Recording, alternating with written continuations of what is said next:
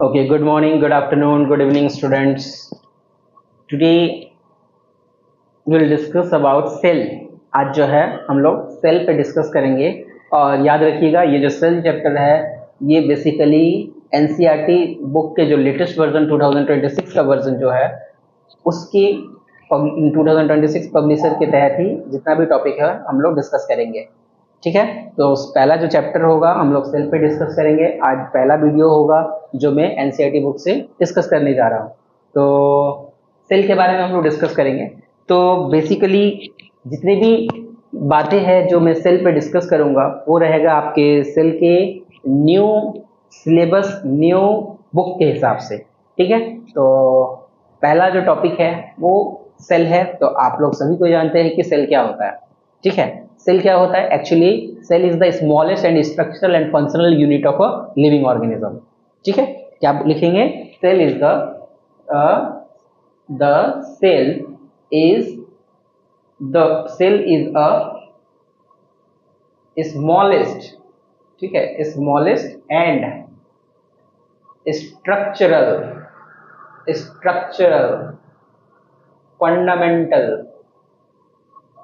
Fundamental unit of life. ठीक है, तो सेल जो है वो smallest structural and functional unit of living organism और लाइफ। ठीक है, तो सेल के बारे में जो सिंपल सा डेफिनेशन है तो ये तो हम लोग पढ़ लिए कि सेल जो है वो सबसे स्मॉलेस्ट स्ट्रक्चरल फंक्शनल यूनिट है। जिस तरह कोई भी घर जो है वो ब्लॉक से बनता है, ईंट से बनता है, उसी तरह कोई भी लिविंग ऑर्गेनिज्म, लिविंग क्रिएचर्स जो है वो सेल से बनता है। ठीक है अगर आप लोग को थोड़ा बहुत आइडिया होगा कि सेल्स के कॉम्बिनेशन से टिश्यू बनता है, टिश्यू की कॉम्बिनेशन से कई सारे टिश्यू यानी ऊतक जिसको बोल रहे हैं, वो कई सारे टिश्यूज जो है वो मिलके जो है वो ऑर्गन्स बनते हैं और कई सारे ऑर्गन्स मिलके ऑर्गन सिस्टम बनते हैं और कई सारे ऑर्गन सिस्टम मिलके पूरी तरीके का ह्यूमन बॉडी बनता है। इवन एनिमल्स जो भी हो, ठीक है, वो पूरी के पूरी ह्यूमन बॉडी बनता है। तो ये सारी जो बातें हैं ये पहले की बातें हैं, सभी को ही जानते हैं। तो आइए हम लोग डिस्कस करते हैं जो बुक में लिखा हुआ है। ठीक है, तो बुक के हिसाब से कहा गया है कि सेल्स जो है कहा जाता है जीवन की उत्पत्ति जो है वो एक्चुअली वो एक तरीके का हॉट स्प्रिंग से बना था। ठीक है, भी माइक्रो ऑर्गेनिज्म जो है वो जो गर्म इलाका जिसे पसंद होता है, जहाँ पे वैली जैसे कि लद्दाख में गर्म गर्म एरिया, गर्म हॉट स्प्रिंग जो होता है, वहां से जो माइक्रो ऑर्गेनिज्म उत्पन्न हुआ था, वहीं से कहा गया है कि ऑर्गेनिज्म उत्पन्न हुआ है। एक्चुअली में कुछ माइक्रो ऑर्गेनिज्म ऐसा है जो कि हॉट स्प्रिंग को पसंद करते हैं, उसको हम लोग थर्मोफाइल्स कहते हैं। अगर डेफिनेशन देखेंगे तो थर्मोफाइल्स का मतलब ही होता है थर्मोफाइल्स का मतलब होता है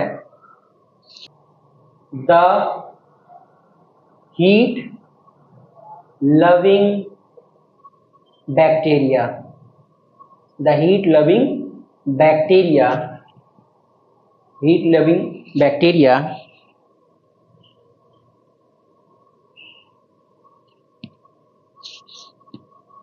living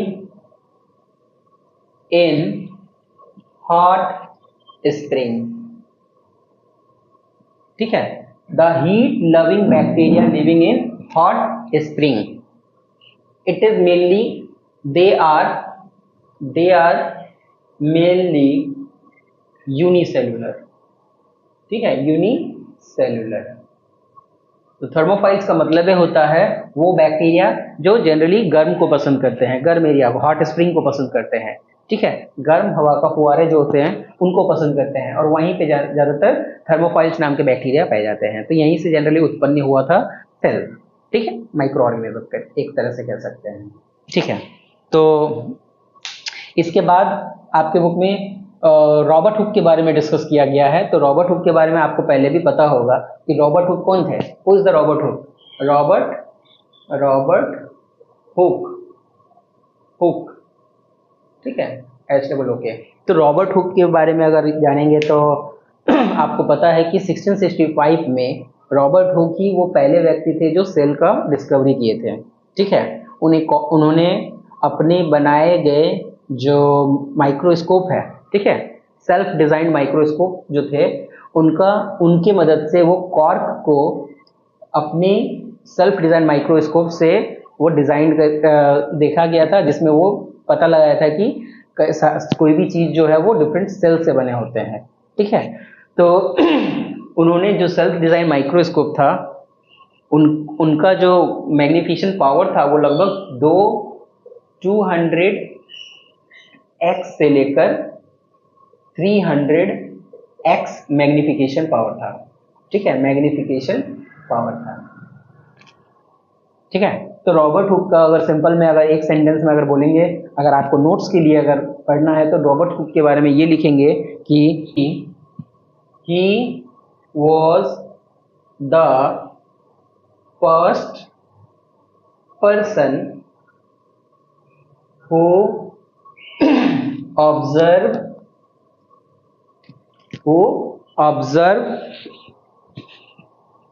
the cell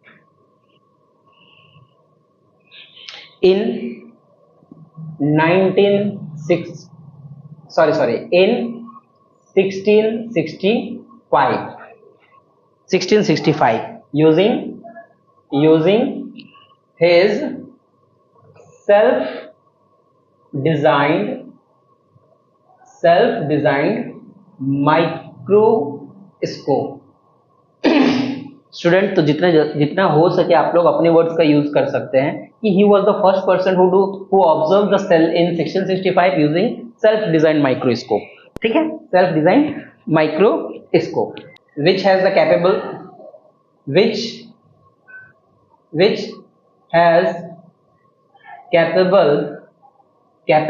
of 200x to 300x magnification, ठीक है, मैग्निफिकेशन।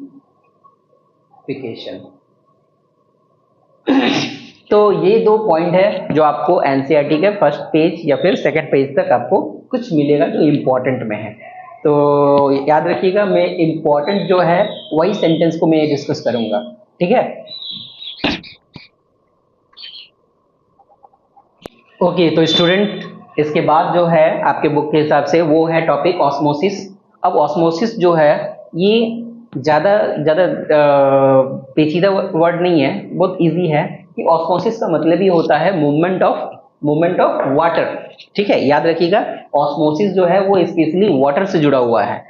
ऐसे मॉलिक्यूल्स जुड़ा होगा बट वो दूसरा टॉपिक में आता है, डिफ्यूजन में आता है, लेकिन ऑस्मोसिस ये कहता है कि movement of water through selective permeable membrane, यानी कि सेलेक्टिव परमिएबल मेम्ब्रेन से होते हुए जो वाटर मॉलिक्यूल्स मूव करता है उसी को हम लोग ऑस्मोसिस के नाम से जानते हैं। याद रखिए, यहाँ पे सेलेक्टिव परमिएबल मेम्ब्रेन लिखा हुआ है। सेलेक्टिव परमिएबल मेम्ब्रेन जो है एक पतला सा ऐसा मेम्ब्रेन है जिसमें जो कुछ ही पार्ट्स को एक्सचेंज हो सकता है, यानी कि कुछ ही पार्ट जो है उसके थ्रू मूव कर सकता है, जैसे कि वाटर मॉलिक्यूल्स स्मॉलेस्ट से स्मॉलेस्ट पार्टिकल्स जो है मॉलिक्यूल्स जो है वो मूव कर सकता है, उसी को हम लोग सेलेक्टिव परमिएबल मेम्ब्रेन है। इसमें हर मॉलिक्यूल्स जो है वो ट्रांसफर नहीं हो सकता, एक दूसरे से पास नहीं हो सकता। सेलेक्टिव परमिएबल मेम्ब्रेन का मतलब होता है एक थिन मेम्ब्रेन जिससे सिर्फ वाटर मॉलिक्यूल्स या कुछ स्मॉलेस्ट मॉलिक्यूल्स जो ही पास हो सके, ट्रांसफर हो सके, ठीक है। तो ऑस्मोसिस का मतलब होता है मूवमेंट ऑफ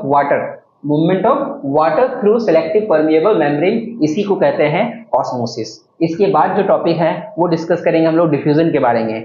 तो डिफ्यूजन पे जाने से पहले हम लोग दो चीज के बारे में डिस्कस करेंगे। वो एक वर्ड है आपका कंसंट्रेटेड, ठीक है।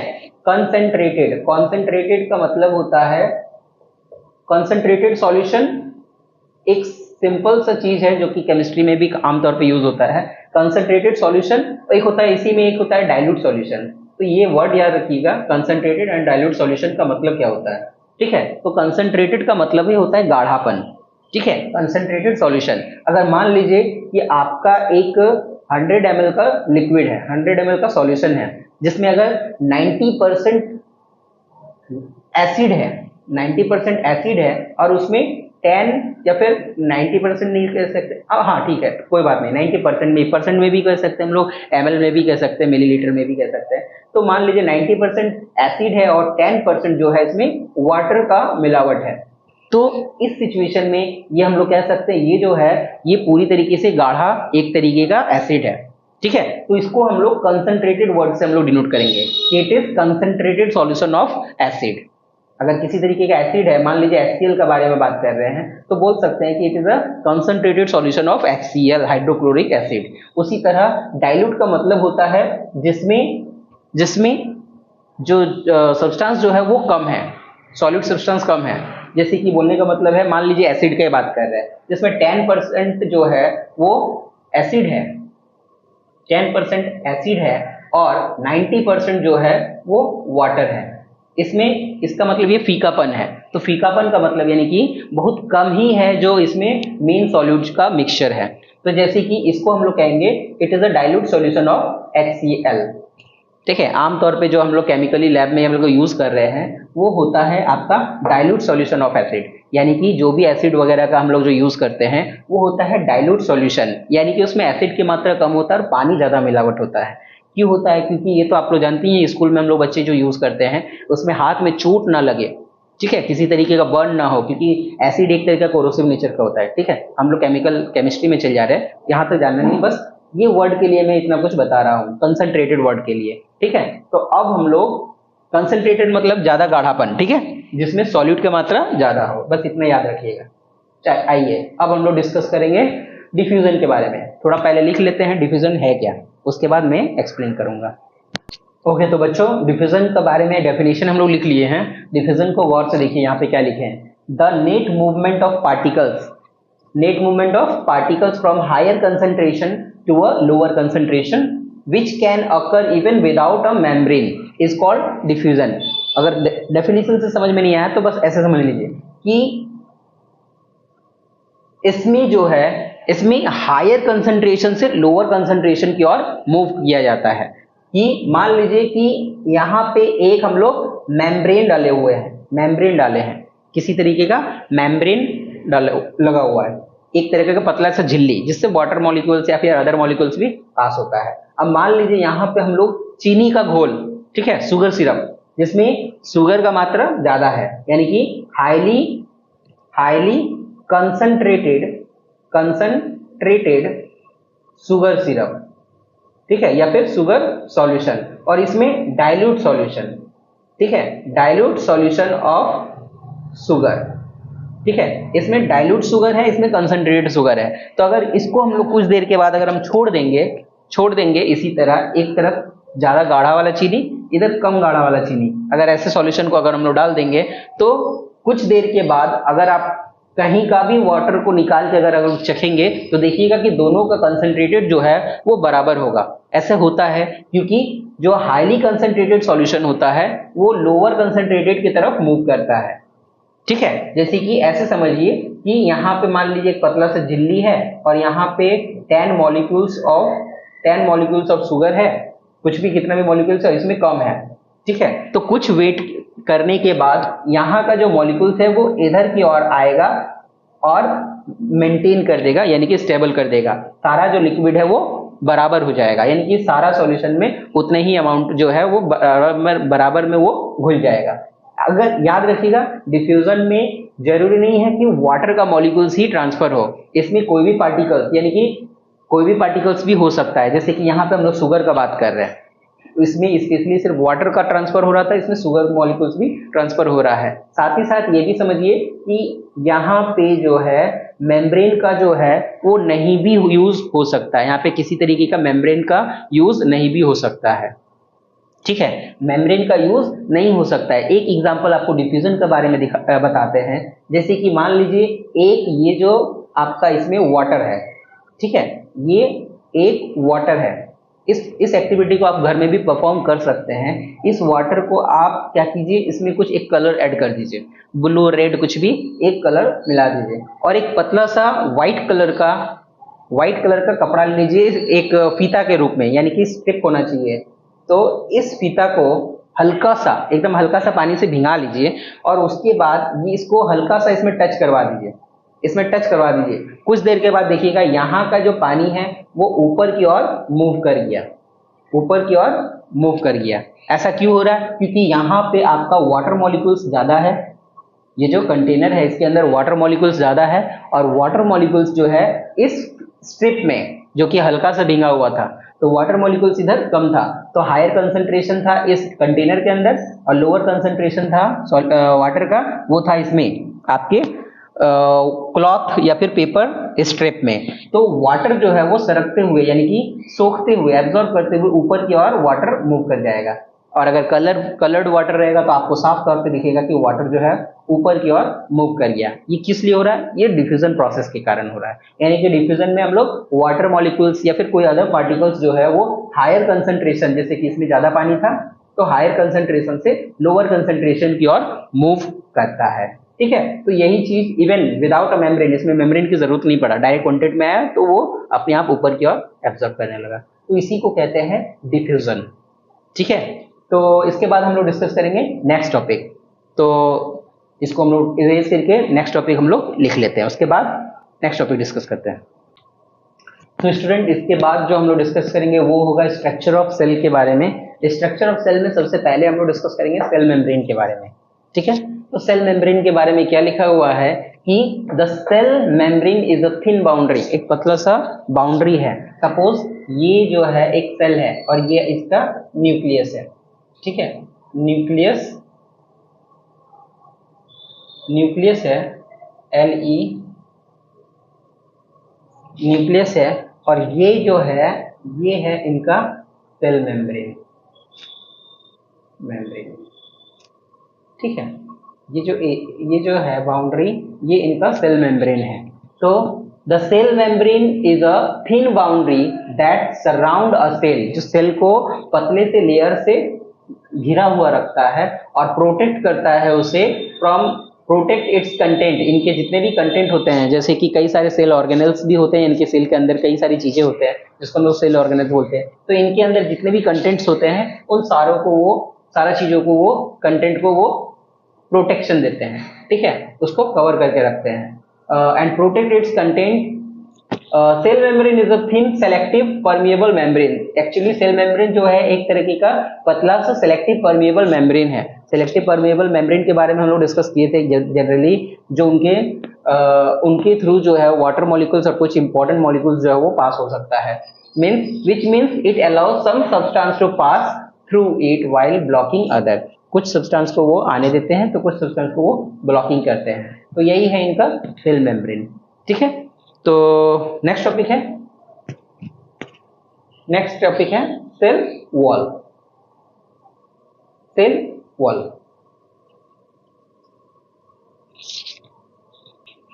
तो बच्चों, नेक्स्ट टॉपिक जो है वो सेल वॉल के बदले हम लोग करेंगे जो डिफ्यूजन प्रोसेस या फिर ऑस्मोसिस जो टॉपिक पढ़े थे उससे रिलेटेड है, कुछ टाइप ऑफ सॉल्यूशन है। ठीक है, 3 तरीके का टाइप ऑफ सॉल्यूशन है जिसको हम लोग तीनों को हम लोग डिस्कस करेंगे। जैसे कि पहला है आपका आइसोटोनिक सॉल्यूशन।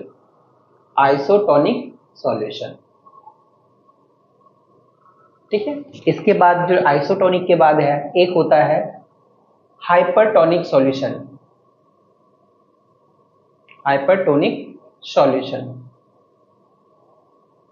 और तीसरा होता है आपका हाइपोटोनिक सॉल्यूशन।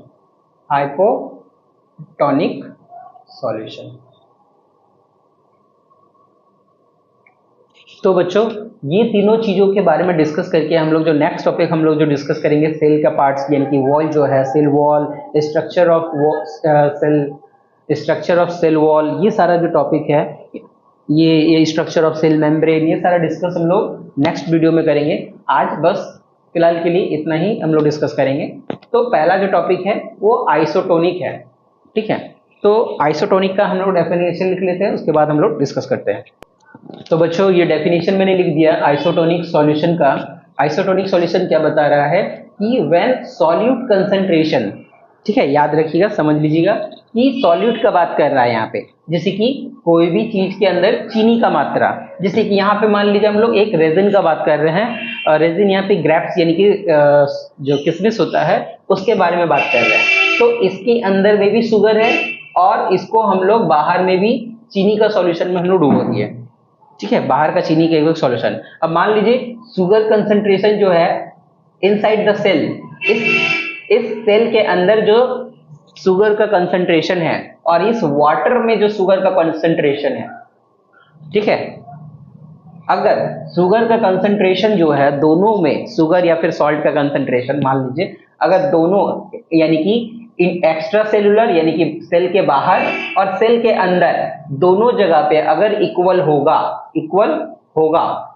तो इस रेजिन जो है यानी कि किशमिश जो है इसमें किसी भी तरीके का चेंजेस नहीं आएगा, यानी ड्यूरेशन ऑफ टाइम में किसी तरीके का चेंजेस नहीं आएगा, ना ही ये बड़ा होगा यानी कि स्वेल अप होगा, ना ही ये श्रिंक होगा, ना ही ये सिकुड़ेगा, ठीक है। यहाँ पे क्या कहा गया है कि solute concentration of extra cellular यानी कि सेलुलर के बाहर का जो सॉल्यूट का कंसंट्रेशन है, सॉल्यूट यानी कि चीनी का मात्रा है, वो इक्वल है solute concentration of intracellular medium, यानी कि इसके जो सेल है इसके अंदर का, सेल के अंदर का जो सॉल्यूट का कंसंट्रेशन है, ठीक है, वो अगर इक्वल है तो किसी तरीके का हम लोग को चेंजेस देखने को नहीं मिलेगा, ठीक है, इसमें किसी तरीके के चेंजेस देखने को नहीं मिलेगा और उसी तरीके का सॉल्यूशन को आइसोटोनिक सॉल्यूशन कहते हैं, ठीक है, आइसोटोनिक सॉल्यूशन।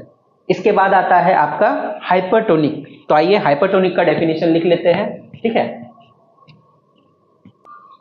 तो बच्चों डेफिनेशन मैंने यहाँ पे लिख दिया है कि हाइपरटोनिक सॉल्यूशन का मतलब क्या होता है कि व्हेन सॉल्यूट कंसंट्रेशन ऑफ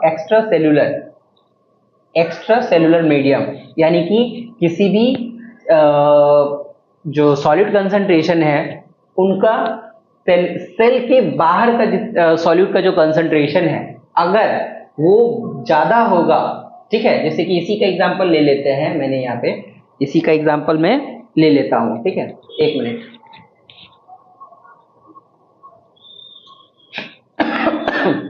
ठीक, मान लीजिए मैंने यहाँ पे किशमिश का एग्जांपल लिया, ठीक है।